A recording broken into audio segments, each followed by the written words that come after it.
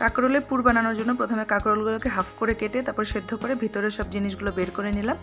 বের করে তারপর পেঁয়াজ, কাঁচা লঙ্কা আর সর্ষে বাটা ভালো করে বেটে তারপর ওই কাঁকরোলের ভিতরের জিনিসগুলো আর এই বাটাগুলো একসঙ্গে মিশিয়ে এটাতে দিয়ে দেবো হলুদ গুঁড়ো, লবণ, লঙ্কা গুঁড়ো দিয়ে একদম ভালো করে মিক্সড করে কাঁকরোলের মাঝখানটা যখন ফাঁপা হয়ে গেছে ওটার ভিতরে এটা ঢুকিয়ে দেবো। দিয়ে বেসন আর সামান্য চালের গুঁড়ো একসঙ্গে বেটার বানিয়ে ভালো করে দুটো সাইড মিলিয়ে বাস গরম তেলে একদম সুন্দরভাবে সিম করে ঢেকে ঢেকে ভেজে বানিয়ে খাবেন। এরকম করে খুবই সুন্দর লাগে খেতে, গরম ভাতের সঙ্গে তো দারুণ টেস্টি হয়।